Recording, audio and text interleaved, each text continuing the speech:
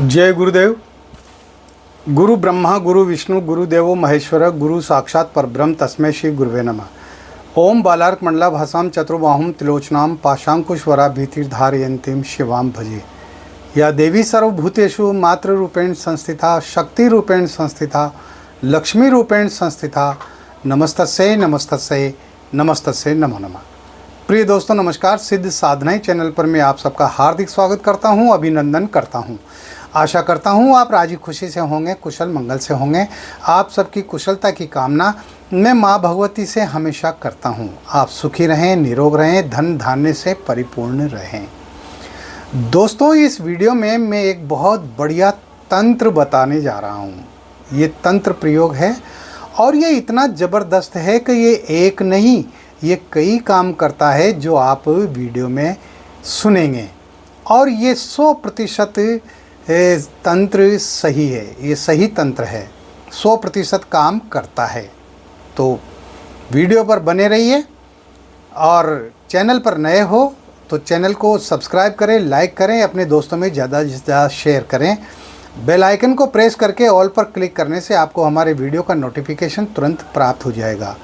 और वीडियो को पूरा देखें, स्किप न करें, ठीक है दोस्तों। हमारी ज़िंदगी में बहुत सारी परेशानियां होती है, बहुत सारी विपदाएं होती है। किसी को धन की परेशानी होती है, किसी के संतान नहीं होती, संतान की कमी होती है, तो वह भी एक बहुत बड़ी परेशानी है ना। और किसी को जो है घर में हमेशा कलह होते रहते हैं, लड़ाई झगड़े होते रहते हैं। कुल मिलाकर के हर तरफ चारों तरफ परेशानियां ही परेशानियां हैं। तो इन परेशानियों के समाधान हैं। ऐसा नहीं है कि कोई भी परेशानी अधिक समय तक रहती है। ये क्षणिक मात्र होती हैं, कुछ समय के लिए आती हैं, चली जाती हैं। लेकिन कुछ परेशानियां ऐसी होती हैं जो लंबे समय तक अपना असर दिखाती हैं। अगर इस तरह की कोई परेशानी से आप पीड़ित हैं, परेशान हैं, तो अब चिंता करने की, घबराने की ज़रूरत नहीं है। मैं कई प्रकार के तंत्र प्रयोग डाल रहा हूँ और इन तंत्र प्रयोगों को आप कर सकते हैं। इनमें आपका पैसा भी खर्च नहीं हो रहा। सबसे बड़ी बात तो ये है। अगर आप कोई मंत्र जप करते हैं, यदि आप कोई साधना करते हैं, सिद्धि करते हैं, तो उसमें तो पैसा खर्च होता है। बिना रुपया खर्च के कोई भी साधना और सिद्धि होती ही नहीं है। किसी भी साधना को आप करो या कोई भी सिद्धि प्राप्त आप करेंगे तो उसमें आपको कम से कम 8, 10, 12 हज़ार रुपया आपको चाहिए, आपकी जेब में होना चाहिए। तब जाकर के वो साधना या वो सिद्धि संपन्न होती है, क्योंकि उसमें कई तरह की सामग्री लगती है। अगर कोई साधना 21 दिन के, तो 21 दिन तक जो है लगातार सामग्रियाँ लगती है। मालाएं लगेंगी, फल फूल लगेंगे, और न भोग के लिए जो भी सामग्री चाहिए वह भी लगेगी, और न प्राण प्रतिष्ठित सामग्री भी चाहिए, यंत्र है, माला है, कई सारी चीज़ें हैं, वस्त्र हैं। किस साधना में कौन सा वस्त्र पहना जाता है वो भी आपको खरीदना पड़ेगा। आसन कौन सा चाहिए, अगर आपके पास नहीं है तो वो आसन भी खरीदना पड़ेगा। कहने का मतलब साधना और सिद्धियों में पैसा खर्च होता है। लेकिन तंत्र प्रयोग ऐसे होते हैं, इनमें जो है कोई कोई तंत्र में ज़रूर कुछ थोड़े बहुत पैसों की, रुपयों की ज़रूरत पड़ती है।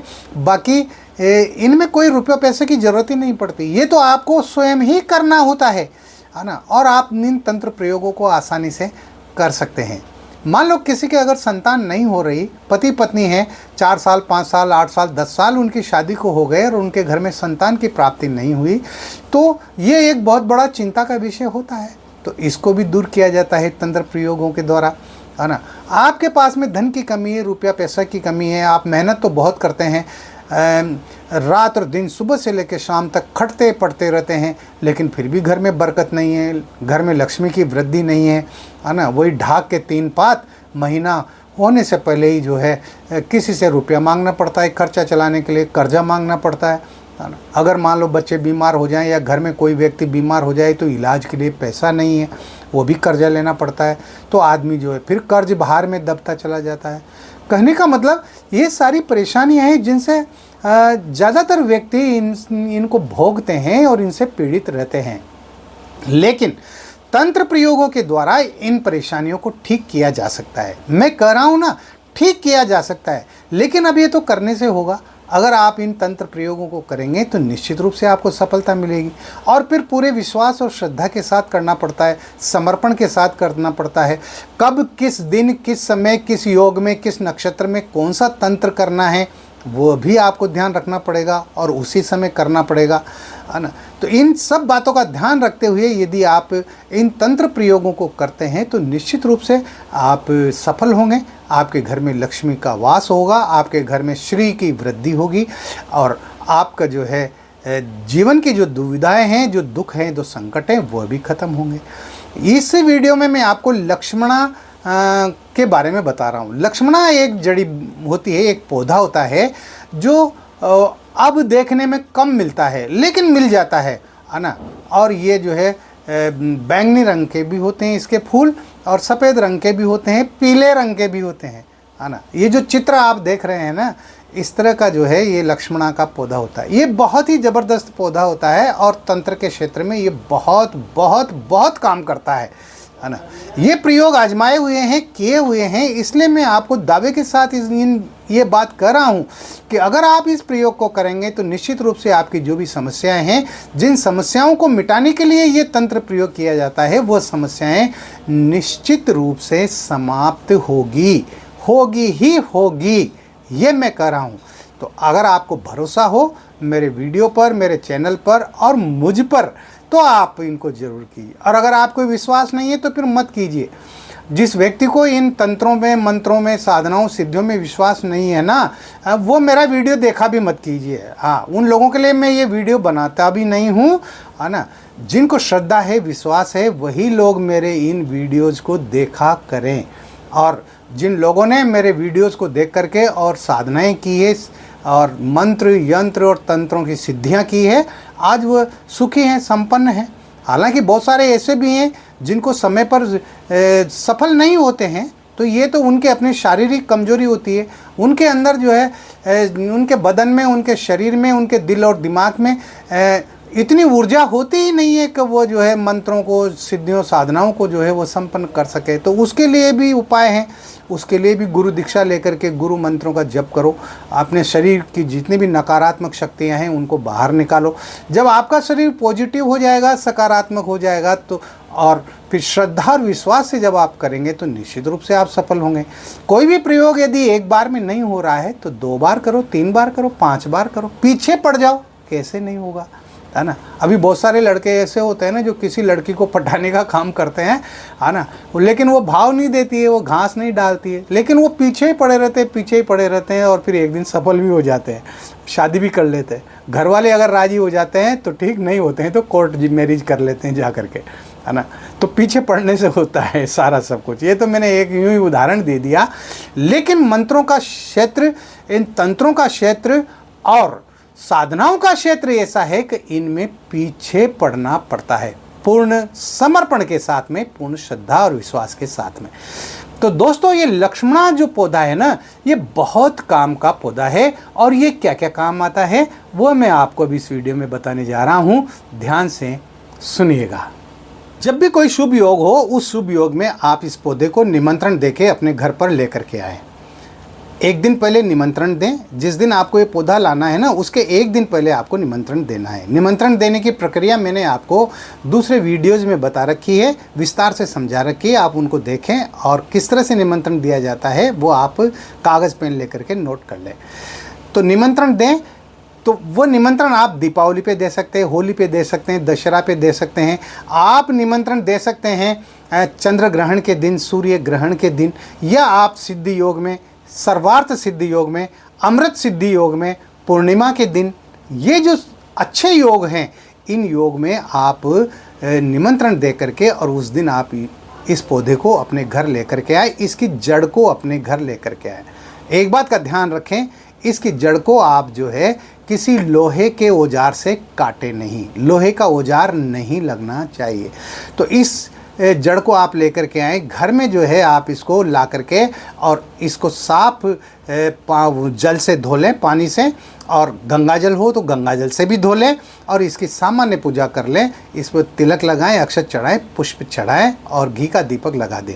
इस जड़ को आप घर में रखेंगे तो आपके घर में जितने भी, आपके मकान में जितनी भी विघ्न होंगे, जितनी भी परेशानियां होंगी और जितनी भी काली शक्तियां भी होंगी या नकारात्मक शक्तियां होंगी, वह सब दूर हो जाएगी और आपका घर ऊर्जावान बन जाएगा। एक तो प्रयोग इसका ये है। अब मैं इसका दूसरा प्रयोग बताता हूँ। इसकी जड़ की पूजा करके और आप जो है लाल वस्त्र में लपेट करके और उसके ऊपर आप माता लक्ष्मी का मंत्र पढ़ें। माता लक्ष्मी का मंत्र ओम श्रीम महालक्ष्मी नमः, ओम श्रीम महालक्ष्मी नमः। ये माता लक्ष्मी का छोटा सा मंत्र है, लेकिन ये बहुत प्रभावशाली मंत्र है ना। इस मंत्र की आप कमलगट्टे की माला से एक माला रोजाना करें। कमलगट्टे की माला प्राण प्रतिष्ठित होना चाहिए। तो आपके घर में यदि धन की कमी है, लक्ष्मी की कमी है, आपकी आर्थिक स्थिति ठीक नहीं है, तो आप रोज़ाना एक माला इस मंत्र की इस जड़ के ऊपर करें। निश्चित रूप से आपके जो है पैसों का आवागमन होगा, आपके घर में धन वृद्धि होगी और आपके घर में माता लक्ष्मी की कृपा होगी। इसको आप नियम बना लें, रोज़ाना का नियम बना लें। ये नहीं है कि 3 दिन कर लिया, 5 दिन कर लिया, 11 दिन कर लिया। रोज़ाना का नियम बनाएं, एक माला कर ले। एक माला करने में मुश्किल से 3 मिनट लगेंगे, 4 मिनट लगेंगे, तो इतना तो समय आपको देना ही पड़ेगा। अगर किसी के संतान नहीं है और वो संतान प्राप्ति करना चाहता है, तो इस जड़ पर जो है ओम नमः शिवाय भगवान शंकर का जो ये महामंत्र है, इस मंत्र की जो है माला करें। वो अपनी इच्छा के अनुसार कर सकता है, 1 माला, 3 माला, 5 माला। जब भी मालाएं करें आप विषम संख्या में करें।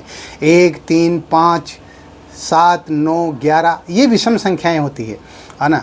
तो भगवान शिव के मंत्र का जप करें, रोज़ाना करें और रुद्राक्ष की प्राण प्रतिष्ठित माला से करें, तो निश्चित रूप से भगवान शिव की कृपा होगी और उस दंपति के घर में पुत्र की प्राप्ति होगी, संतान की प्राप्ति होगी, निश्चित रूप से होगी। आजमाया हुआ है भाई, इसलिए बता रहा हूँ।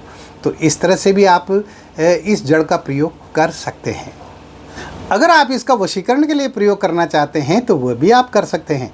उसके लिए आप जो है ओम क्लीम अमुक वश माने स्वाहा, ओम क्लीम अमुक वश माने स्वाहा, इस मंत्र से इस जड़ को अभिमंत्रित कर लें।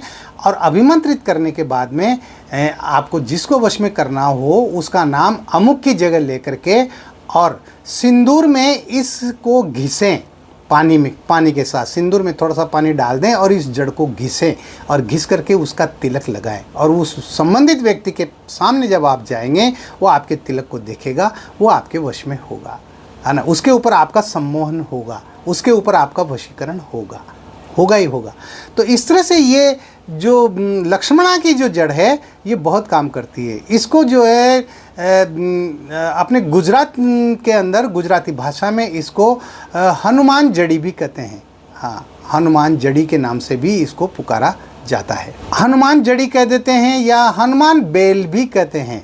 हाँ, और आपके यहाँ इसका आपकी भाषा में क्या नाम है तो वह आप इस पौधे को देख करके और आप पहचान सकते हैं। बाकी ये मिल जाता है, वैसे दुर्लभ होता जा रहा है लेकिन ये मिल जाता है, उपलब्ध हो जाता है। देखो कोशिश तो करनी पड़ती है, ढूंढना तो पड़ता है। और सागर में जब तक नहीं उतरोगे ना और उसकी गहराई में नहीं जाओगे तब तक मोती प्राप्त नहीं होते हैं। हाँ, अगर आप मोती प्राप्त करना चाहते हैं, हीरे जवाहरात प्राप्त करना चाहते हैं, तो आपको सागर की लहरों से लड़ना पड़ेगा, जूझना पड़ेगा और आपको सागर के नीचे तल में जाना पड़ेगा, उसकी गहराई में जाना पड़ेगा, तभी प्राप्ति हो सकती है। मेरा कहने का मतलब है प्रयास करने से सब कुछ हो जाता है। यदि आप हाथ पर हाथ धर कर बैठे रहेंगे, आप निराश होकर के बैठे रहेंगे, पता नहीं मिलेगी नहीं मिलेगी, कहाँ मिलेगी कहाँ नहीं मिलेगी, तो फिर ऐसे काम नहीं चलेगा। विश्वास के साथ इन प्रयोगों को करो, निश्चित रूप से आप सफल होंगे, आपका प्रयास सफल होगा। इस वीडियो में इतना ही। मिलते हैं अगले वीडियो में नई जानकारी के साथ, नए प्रयोगों के साथ। तब तक बने रहिए सिद्ध साधना ही चैनल पर, जो आपका अपना है। किसी भी प्रकार की कोई बात है, कोई परेशानी, कोई दिक्कत है तो व्हाट्सअप नंबर जो चल रहे हैं स्क्रीन पर, इन पर आप मुझे मैसेज कर सकते हैं, कॉल कर सकते हैं। आप खुश रहें, प्रसन्न रहें, हंसते रहें, मुस्कुराते रहें। जय गुरुदेव।